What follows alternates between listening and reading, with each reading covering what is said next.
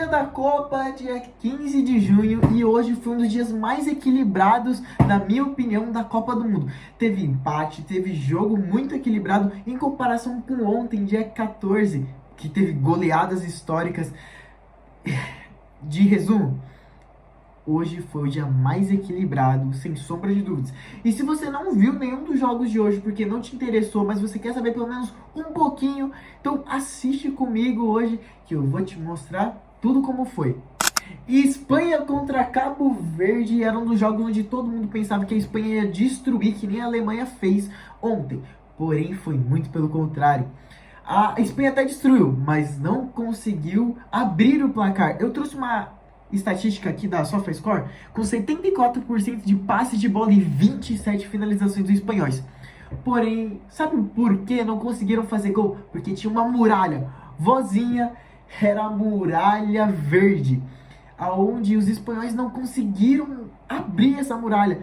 E um jogador velho, que para muitos poderia se aposentar, mostra que a idade para ele não era um número qualquer, mas sim que ele jogou que nem um jogador de 20 anos.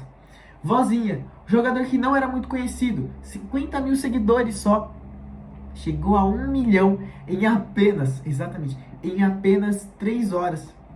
Cara, isso é loucura como o futebol é, porque em uma Copa do Mundo onde tem grandes jogadores, grandes espetáculos, jogadores que não são conhecidos, se tornam conhecidos num piscar de olhos. Então, cara, ver todos os jogos da Copa, a gente começa a conhecer jogadores que eu não fazia ideia. Por conta de só ver futebol brasileiro, só ver Champions League.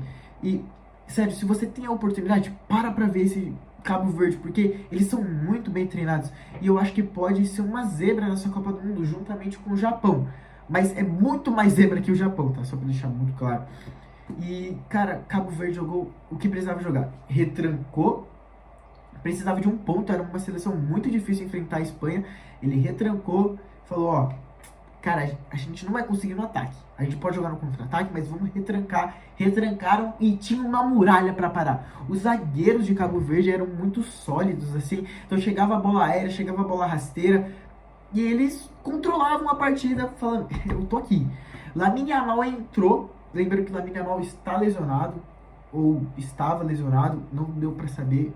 Mas Lamine Yamal entra e ele já muda a partida, manda uma bola de trivela na área e o goleiro faz uma defesa que, cara, que bizarro. Esse goleiro é muito bom, E aí trago um questionamento.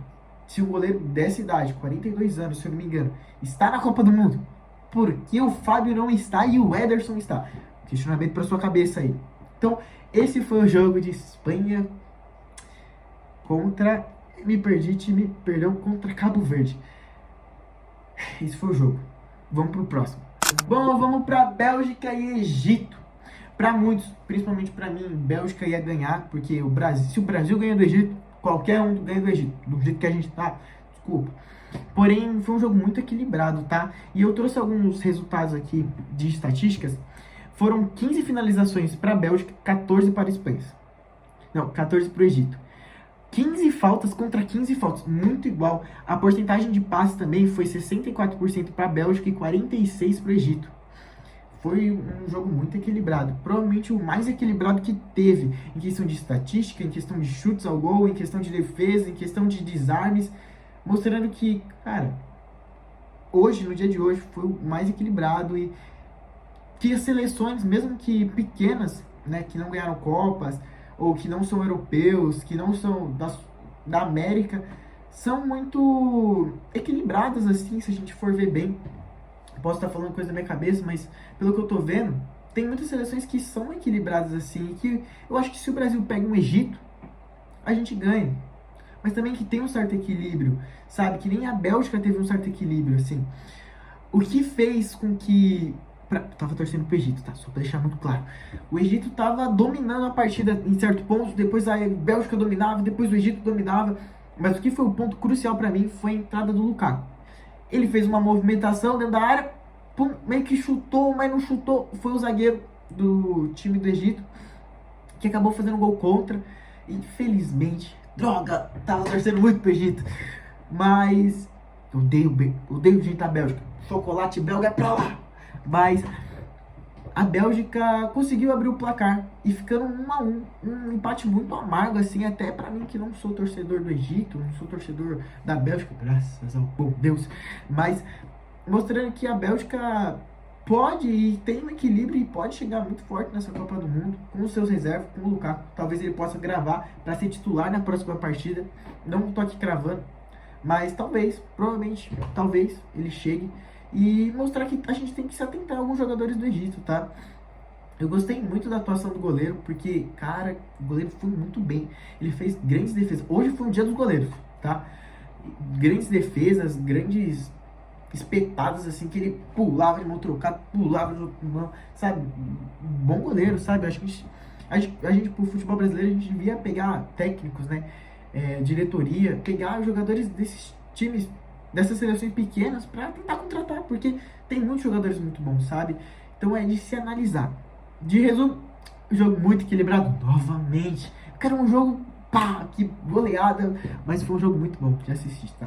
Por fim, a Arábia Saudita e o Uruguai. Eu vou dar um spoilerzinho pra vocês, que eu terminei de ver esse jogo agora. Agora são 21h20. E eu não parei de ver o jogo da Copa até hoje. Até agora, né, no caso.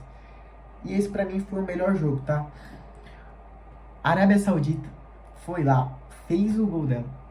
E foi um gol espetacular assim, porque veio de um cruzamento, veio de um, se não me engano, foi escanteio. O cara cabeceia, o goleiro defende e vem outro jogador, que é o lateral direito da Arábia Saudita.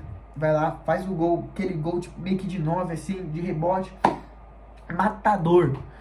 Precisamos de assim um jogo contra Marrocos, contra as próximas seleções, tá? Pensa, Carlos Ancelotti. Mas de resuminho, pô, a Arábia Saudita cresceu muito no jogo, começou a ditar o jogo por um tempo. E no primeiro tempo a Arábia Saudita estava muito bem, ditando o jogo, e isso foi algo que eu não imaginava assim, porque o Uruguai pra mim é uma das seleções mais espetaculares assim, ao meu ver, mas não foi o que eu pensei. Eu pensei que, pô, talvez no segundo tempo a Arábia Saudita consiga até abrir um segundo gol, porém com algumas trocas o Uruguai deitou e rolou. Eu tava pensando que até ia sair uns 3 gols. Porém, dia dos goleiros, dias e noites dos goleiros, que fizeram defesas absurdas. Teve um lance que eu não sei quem chuta do Uruguai, mas ele chuta de fora da área e o goleiro pega no cantinho e a bola vai na trave, que, cara, foi algo espetacular assim de ver nos meus olhos assim. Os goleiros brilharam hoje. E esse goleiro da Arábia Saudita é muito bom. Eu não sei que clube que ele joga, tem que dar uma pesquisada. Porém, ó, leia lá do Palmeiras, por favor. Esse cara é muito bom, tem que ficar de olho. Então, do que falar desse jogo, foi um jogo de amasso do Uruguai no segundo tempo. Porém, não um amasso, mas a Arábia Saudita se sobressaiu no primeiro tempo. O Uruguai no segundo tempo humilhou. E foi muito merecido, tá, o gol. Na verdade, eles mereciam muito mais a vitória que a Arábia Saudita, tá, desde já. E a Arábia Saudita não conseguiu jogar no segundo tempo, retrancou, pensou que ia sair no final do resultado. Teve uma hora que no segundo tempo, no início do segundo tempo até o final, teve 72% de passe de bola pro Uruguai. Isso é muita coisa no futebol, isso é muita coisa. Literalmente ele ditou o ritmo. E se eles não conseguissem fazer o gol e sair com uma derrota, cara, ia ser o placar mais mentiroso dessa Copa do Mundo até agora, tá? Então, esse foi a Arábia Saudita e o Uruguai. Por fim, para finalizar e ter algum tempinho de folga aqui, se bem que vou ter que gravar mais alguns vídeos, eu vou pedir encarecidamente que você ajude meu trabalho, de verdade. Preciso muito da ajuda de vocês. Montei cenário, vai melhorar esse cenário, tá? Deixando bem claro. Meu setupzinho aqui, ó, vou mostrar um pouquinho pra vocês. Vai melhorar se Deus quiser. Então peço muito a sua ajuda, de verdade mesmo. Peço sua ajuda porque eu preciso. Esse aqui é um sonho meu que eu quero realizar. Então, por favor, eu sei que eu só tenho 20 seguidores para menos, mas veja esse vídeo, curte, compartilha, por favor. Sei que é chato falar isso, mas por favor, tô me matando aqui pra gravar vídeo de Copa pra vocês aqui, pra vocês que são muito importantes pra mim, sabe? Então, por favor, me ajude. Tô pedindo encarecidamente aqui pra você. todos os jogos da Copa, vai ter um videozão longo pra postar no YouTube aqui pra você chegar, ver, quando lava louça, escuta, sabe? Larga um pouquinho o Josão Futebol, ama esse cara. Larga um pouquinho o BNK, por favor, dá uma atenção pra mim. Então, me ajude, te peço isso. Vídeos curtos vão estar acontecendo também sobre durante o jogo, pós-jogo, bem curtinhos. Então, você pode acompanhar pelos shorts, mas acompanhe aqui o vídeo grande. Faço com muito clarinho, faço com muito carinho pra você. Então, curte, compartilha novamente. Eu vou deixando aqui um abraço pra você. E é nóis. Falou!